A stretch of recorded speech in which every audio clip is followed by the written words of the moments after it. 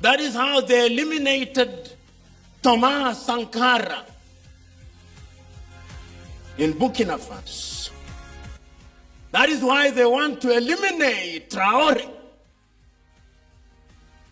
and many others. That is why they are sponsoring insurgency in Burkina, in Mali, in Chad, in Guinea, in northern Nigeria. They are. Welcome back to my YouTube channel once more. Team Mutesi Reactions is my name.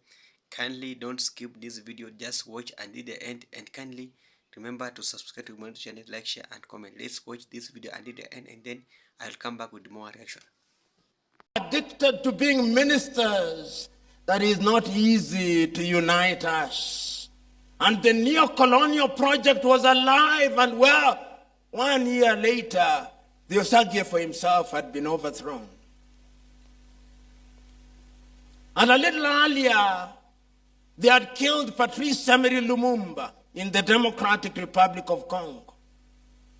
2 years later, in 1963, they had killed Sylvanus Olympio in Togo. They are killing. So we are here to remind ourselves that we have an enemy that is alive and well. An enemy whose desire is that Africa remains disunited and weak, so that she can be manipulated. So that occasionally, when the spirit of true revolution comes, they are eliminated. That is how they eliminated Amilcar Cabral Abel Jassy of Guinea-Bissau. That is how they eliminated Thomas Sankara in Burkina Faso. That is why they want to eliminate Traore and many others. That is why they are sponsoring insurgency in Burkina, in Mali, in Chad, in Guinea, in northern Nigeria. They are alive and well. And if you ever doubted me, only listen to them, listen to them. Listen to the French president and you know. Listen to the prime minister of the not so United Kingdom.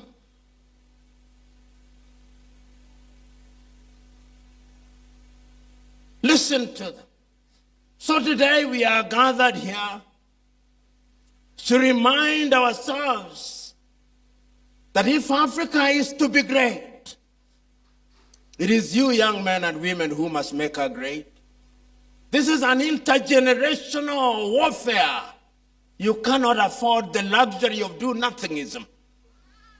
You cannot afford the luxury of thinking that this is not your battle. You cannot afford the luxury of saying that you are too young. You are not young. You are the right age. You cannot afford the luxury of saying that you must graduate. Graduate you will. But history has the character of recognizing her bold men and women who are prepared to sacrifice for this generation and generations yet to be born. Are you such young men? If you go to South Africa, you'll meet young people who died in their prime because they wanted independence. Who among you here will forget Tirongo Potts and Solomon Mahlang? Who among you here will forget them? So we are here to remind ourselves that there is work to be done. We are here to remind ourselves that Pan-Africanism means that we who are Africans both in the continent and in the diaspora must now not romanticize Pan-Africanism, but must give practical meaning to it. It must be a Pan-Africanism that makes us self-sufficient in agriculture. It must be a Pan-Africanism that allows us to have peace and quiet and tranquility. It must be a Pan-Africanism that allows us to earn the dividends of the 4th and 5th Industrial Revolution and artificial intelligence. It must be the Pan-Africanism that does not allow our young men and women to go into latter-day slavery in the Arab world. It must not be the Pan-Africanism that allows our young men and women to be humiliated at the embassies or Western countries when our young men and women in search of greener pastures are just going to flip hamburger and work at McDonald's in Europe and America. It must be a different Pan-Africanism. The choice is yours. So let us commemorate, but let it also be a charge that from today henceforth we are going to change the continent of Africa. Thabo Mbeki, in 1996, gave an iconic speech, "I am an African." And when Thabo was making that speech, he was reminding us that it can no longer be business as usual. And that is how, in 1999, a man whom we forget so very often, Muammar Gaddafi, convened Africans in Sirte in 1999 and said that the OAU must change. And that is how it became the AU, beginning with the adoption of the instruments of adoption in 2001 and the coming into being of the African Union in Durban, South Africa in the year 2002. The African Union is now anchored on Africa Agenda 2063 and Africa Continental Free Trade Area. And it is not lost on me that in the year 2013, when we were adopting Agenda 2063, the then chair of the African Union, Nkosazana Dlamini Zuma of South Africa, wrote a letter to Kwame Nkrumah, in which he said, in part, that we apologize to you, Osagifo. What you could see then is what has become true. So, ladies and gentlemen, so fellow Africans present in this assembly and Africans of goodwill and friends of goodwill, when you leave here, let it not be that you have just been part of a jamboree. When you leave here, go and search your souls. When you go to Cameroon, in Ambazonia, ask yourself what you can do. When you go to Ouagadougou, ask what you can do.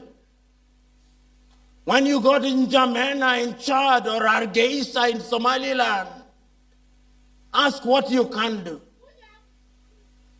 Because, as one Kenyan said in 1967, many times we in Africa are looking for a Moses with a rod and staff to part our Red Seas, to call pillars of fire, to hit rocks that water may come out, to summon manna from heaven. There is no such Moses. You are the Moses. Thomas Joseph Mboya said in 1967, we are waiting for a Superman. There is no Superman. There is no superwoman. We are the superwomen and supermen. So today, if you came here as a coward, please leave as a man and woman of courage. Cowards die many times. I'm not asking any of you to be suicidal. I'm asking you to be courageous as we commemorate Africa Day. This battle is intergenerational. Play your part, Mwalimu Nyerere said. Play your part. Your children will play their part. Their children's children will play their part. And in the fullness of time, this mother continent will regain her lost lust. So when I look at Africa, I look forward to the day when from Cape Town in South Africa, on my way to Cairo, through Windhoek, through Lusaka, through Lilongwe, through Nairobi, through Dodoma to Bujumbura and Kigali and Juba and Khartoum, there will be no passport. I look forward to that day.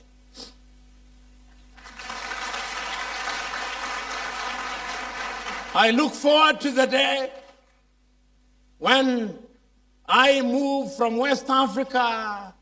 There will be no CFA franc. There will be no Liberian dollar. There will be no cedi. There will be no naira. There will be no birr. There will be no shilling. There will be no kwanza in Angola. There will be no metikaish in Mozambique. There will be no rand. There will only be one currency. That currency, I do not have a name for it, but for the moment, let us assume it will be called the Afro. I look forward to that day. I look forward to the day when there will be no borders at which there are tariff and non-tariff barriers. I look forward to that day when I'll have a bus ride from Dakar in Senegal to Djibouti. I look forward to that day when I'll have a bus ride from Asmara to Luanda in Angola. It can be done. It must be done. And it is you who will do it. That is why we are celebrating Africa Day. In her rendition, she concluded with an iconic call, which many young Africans may not remember. But those of you who are students of history will remember that when the African National Congress was founded in 1912 in South Africa, the struggle cry was Amandla. And the response was Awetu Ongawetu, which means power is ours. Much later in the 1960s, when the Pan-African Congress was formed with Robert Mangaliso Sobukwe, another cry also became common in the struggle. And all these were designed to remind us that Africa had at one time lost her power. So they would say, Maibuye, and people would respond, I-Africa. These calls were significant because the continent of Africa stands unique in modern history. Many of you young people will learn about this continent courtesy of history. This continent was overrun, and our sons and daughters were taken away, so that when we celebrate or commemorate Africa Day, and by extension Pan-Africanism, we must never forget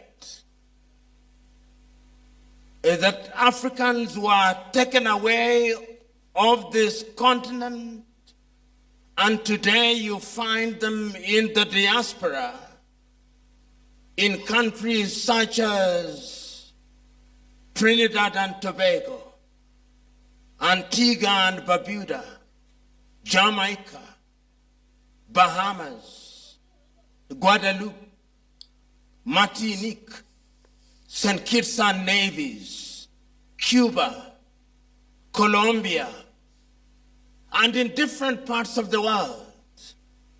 They are Africans. And this is what gave meaning to the iconic words of Kwame Nkrumah when he said, "You are an African not because you are born in Africa, but because Africa is born in you." Today we are assembled here to remind ourselves that after slavery there was another project,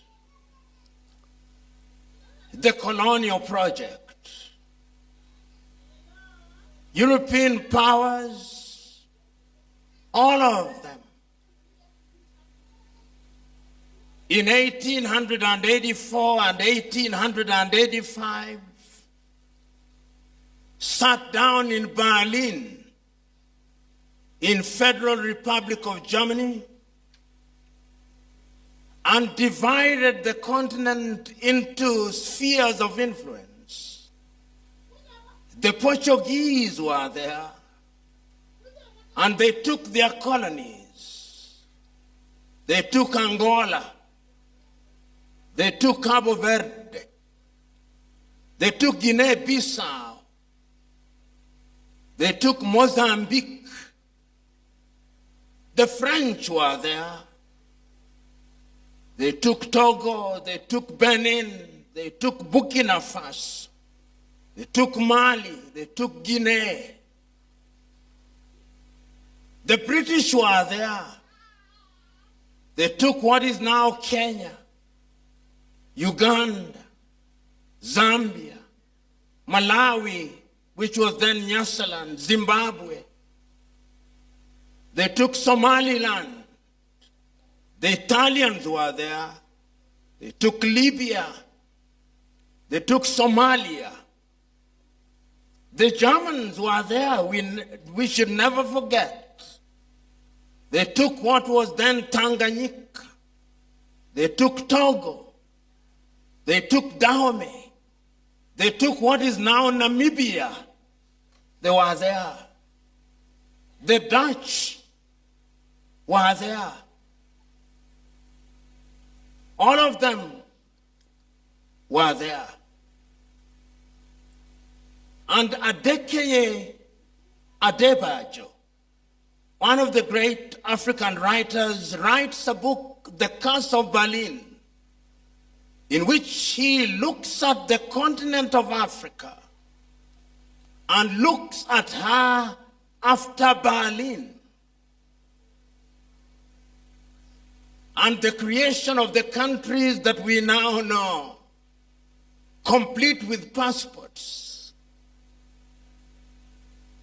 and which we are proud of, and for which we fight and spill blood.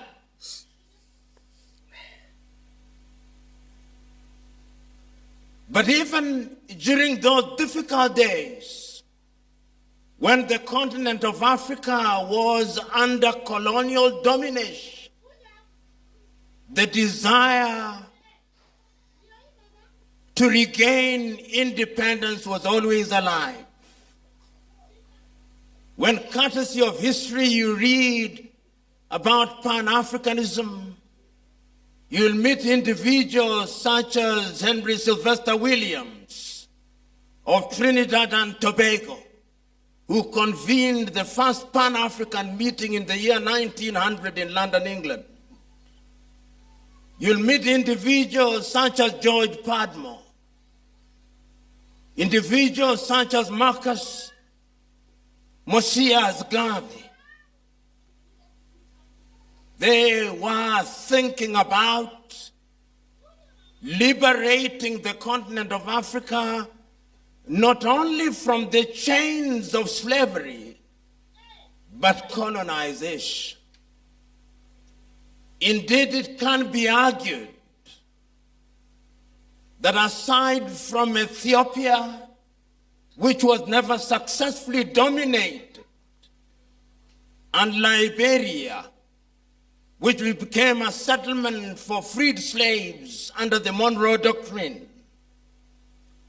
the rest of the continent of Africa was under colonial tutelage, and the spirit of Pan-Africanism that was planted in 1900s by our kith and kin who had been enslaved became the basis of organized struggle for independence. It left the Caribbean and came to the United States of America, where great men such as W.E.B. Du Bois, sometimes referred to as the father of modern-day Pan-Africanism, were in the forefront of the struggle for liberation of black people. Those of you who are South Africans will have heard of a great South African who at age 27 was a student at the University of Columbia and delivered one of the most iconic speeches ever delivered on Africa, Pixley Kaisaka Seme, one of the founders of the African National Congress. And I urge you to go and read his speech delivered in the month of April 1906, the regeneration of Africa. The spirit was to regain independence so that when the fourth Pan-African meeting is held in 1945 in Manchester, in the United Kingdom, which is not so united as we know, Africans are there. Kwame Nkrumah is there. Nigeria's Obafemi Awolowo is there. Kenya's Jomo Kenyatta is present in Manchester. And the struggle to regain independence starts in earnest. It is a struggle. But we must never forget that even when we talk about independence in the 1940s, at the beginning, there were rebellions. There was resistance. Who amongst you here will not remember Shaka of the Zulu? Who among you here will forget Mukwawa of the Hehe and the Maji Maji rebellion? Who among you here will not remember Dedan Kimathi Washiuri and Mau Mau? Who amongst you here will not remember Hari Thuku? The resistance was there. Those of you who are from Uganda, you remember Kabarega of the Bunyoro Kitara, and many great individuals. So when we commemorate Africa Day, and we situate it in history in the month of May 1963, we must never ever forget that there is a long history. Students of history will remember a great Congolese, V.Y. Mudimbe, who passed on just a few months ago, and his two iconic books defining Africa. But the history that we are commemorating today is the culmination of a process which, as I've said, started in 1945 and sees the emergence of great Africans across the continent seeking to regain independence from the colonizers. So that in South Africa, we begin to see individuals such as Chief Albert Luthuli in South Africa. We begin to see Robert Mangaliso Sobukwe, Pixley Kaisa Kaseme. You go to Namibia, you meet individuals such as the late Sam Nujoma and Andimba Haman Toivo Yatoivo. You go to Mozambique, you find great people such as Eduardo Mondlane and Samora Moises Marshall. And in Zimbabwe, greats such as Robert Gabriel Mugabe. Never to forget that in Angola, you have individuals such as Agostino Neto. And as you come up, you meet Kenneth David Kaunda and Simon Kapwepwe. And of course, Hastings Kamuzubanda. In that part of the world, Africa is rising. You come to the east, you find many great, Julius Kambarage Nyerere, Jomo Kenyatta, Apollo Milton Obote at that time made sense.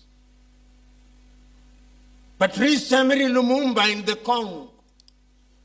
You go to West Africa, greats such as Nnamdi Azikiwe, Amilcar Cabral.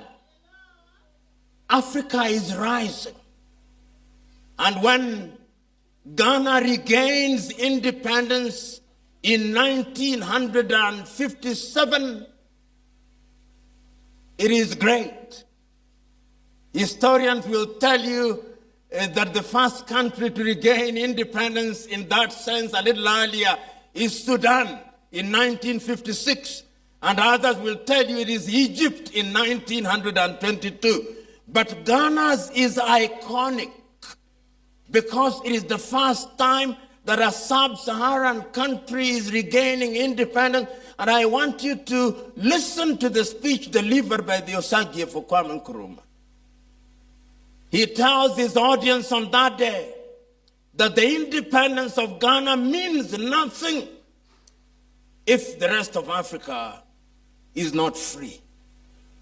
And it is the beginning of a wave, the recognition that if we regain independence as individual countries, then we will be weak because the neo-colonial project is alive and well. And that is why in 1961 in Casablanca, Morocco, a meeting is convened to begin to think about African unity. But the neo-colonial project is alive and well. The colonialists are already telling some Africans that you should not unite. They convene another meeting in Monrovia and another one in Brazzaville to delay the unification of the continent of Africa. So that when the meeting is called in 1963, we must never ever forget this, that the meeting was to be held either in Cairo under the tutelage of Gamal Abdel Nasser of Egypt, or Ghana under the tutelage of Osagie for Kwame Nkrumah. It is because of the standoff that Emperor Haile Selassie offered to host the meeting between the 23rd and 25th days of May, 1963. And I want you to read the speeches. There were 32 of them.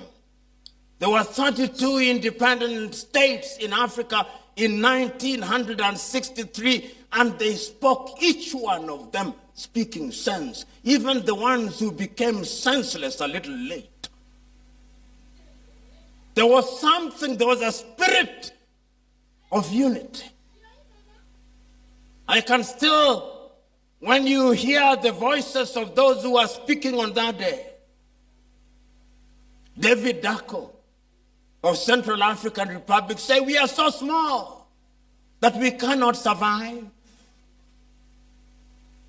Julius Nyerere says, we have not come here to remind ourselves of how significant unity is. We want unity as the only way to immunize ourselves against the diabolical machinations of the erstwhile colonial powers.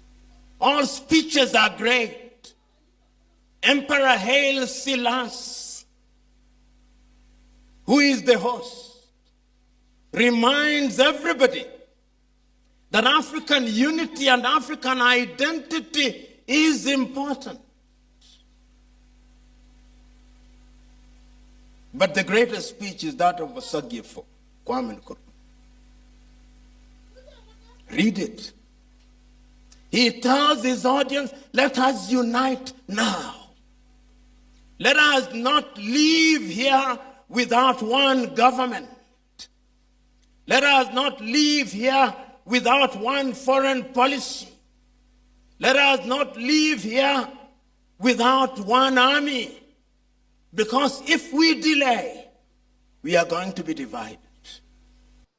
But at the same time, something is also happening with our kith and kin in the diaspora.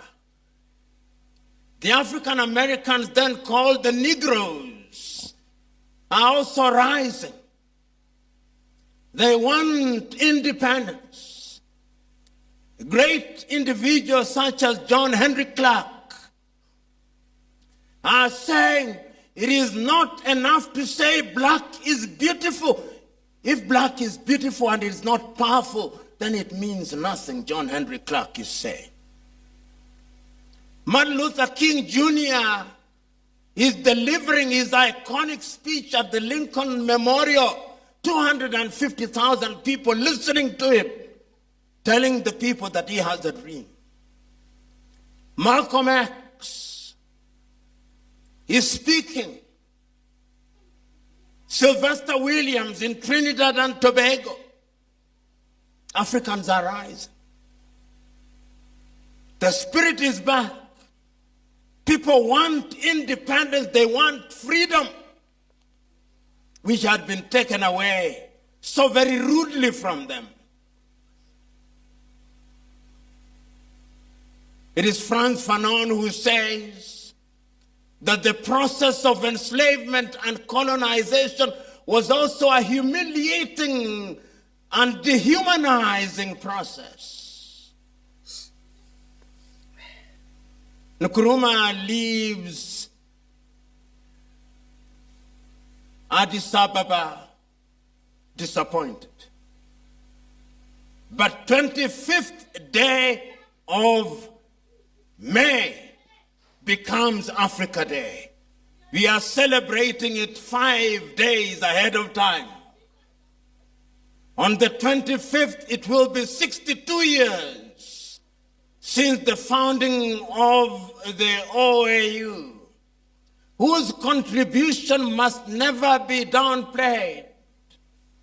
Because with the headquarters of the liberation movement in Dar es Salaam, that is how Southern Africa was liberated.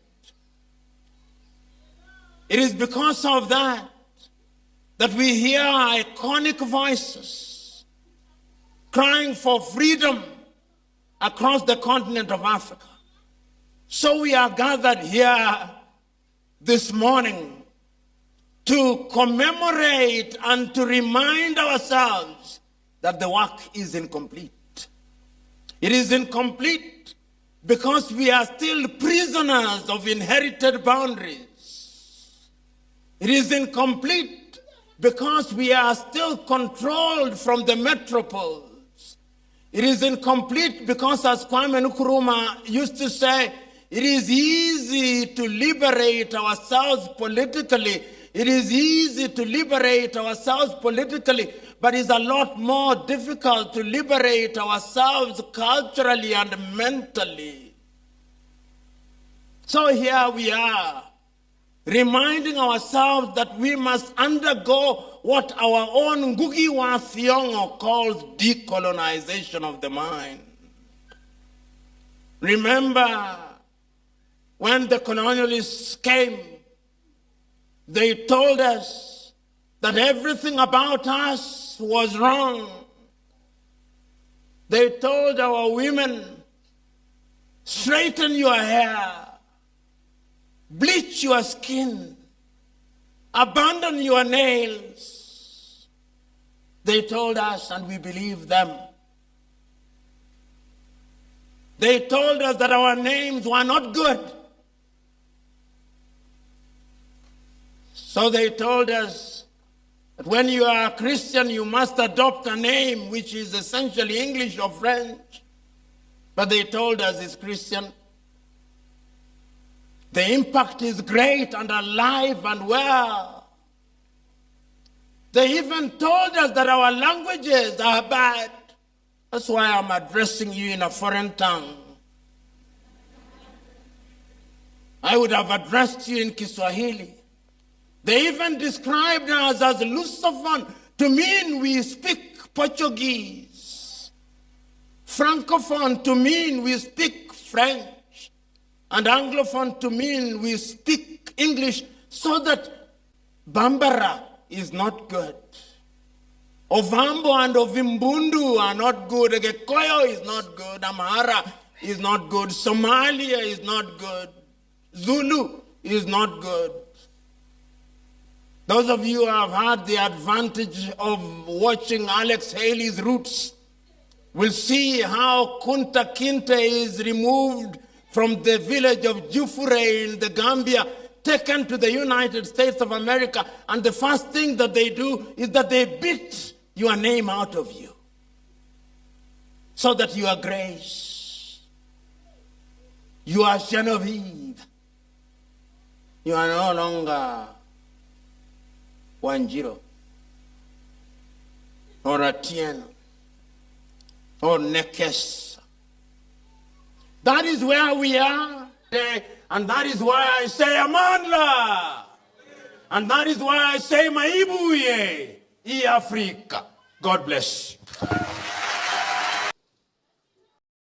Welcome back to my YouTube channels once more. Timothy Reaction is my name. Kindly, if you are watching this video for the first time, remember to subscribe, like, share and comment.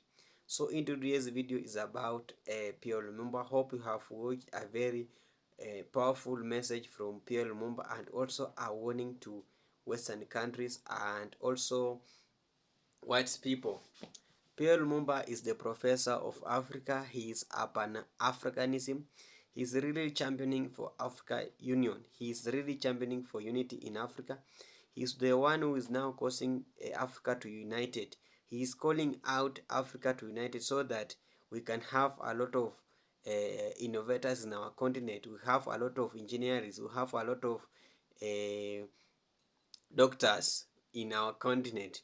So he was speaking in one of the commemoration of Africa Day 2 in this year 2025, and Ibrahim and Pierre Lumumba has been really advocating for the unity of Africa, as we all know that unity can take a continent far. We know that these whites they are united. That's why when they came to Africa, they had a unity, and that unity used to divide us. Some you can find that this was colonized by Belgium, this was colonized by France. So they had a unity, and those unity really divided us. And for now, when these people, they know that they have a leader who is now advocating the unity, they want to eliminate UN. We saw what Sangara started. Sangara was eliminated because of championing for unity of Africa. We saw Patrice Lumumba was championing for unity of Africa. He was eliminated by these white people. We saw Gaddafi championing for unity. He was eliminated by these people. So these people, they don't want unity. And we Africa, we are disunity. We are disunity. That's why these people used us. So we want this unity that has been happening this year. We saw that during the all African leaders, all African youths, they came out in one voice, one Africa, to defend Ibrahim Traore from assassination and arrest. So we want this unity to continue up to the end. We don't want to be divided by these people, because these people know that when Africa can unite it, they will chase away from this continent, because they have stuck in this continent for so long. They don't want to call their own country. They want to unite us, and we Africa want to learn from these people, because these people, when they came to Africa, they were united. That's why they divided us. So we want to use that criteria to unite Africa. But I thank God that now Africa has opened up their eyes and they're now united, because if we Africa, we can now stand with Ibrahim Traore whichever way, and we defended him, and the defending went successfully. We can do this, and we can continue doing this for other project. If we united, we can have our own engineers in this country, in this continent. We could not need engineers from Japan. We saw that this vehicle has been built in Japan, China. We can do it in this Africa. If Africa united, we can have innovators in this continent. If we unite, we have our really doctors, because we don't have our doctors. We find that a lot of people are traveling outside the country, like Cuba, so that or India, so that our people can get a medicine or and heal. So if we can have our own engineer, we have our own lawyer, we have our own court, like ICC. ICC is made in Netherlands. We can have our own ICC in Africa. Eh?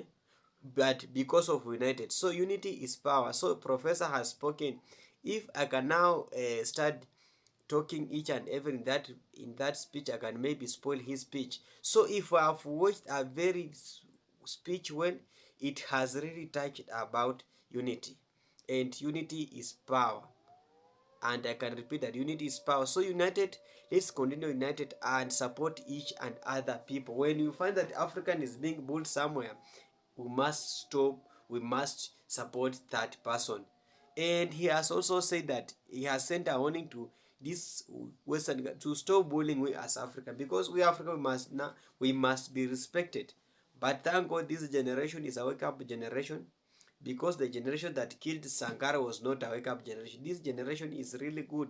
We as youth now come out, and we don't not want to lose any leader apart from what those happened. If they dare to touch now Ibrahim Traore, they will see fire.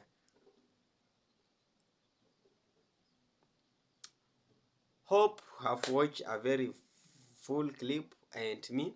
So kindly make sure you subscribe to this channel. Kindly share, like, and comment. Let's make this video viral to send a warning to this Western country, but that we Africa, we youths, we are now united and we are coming.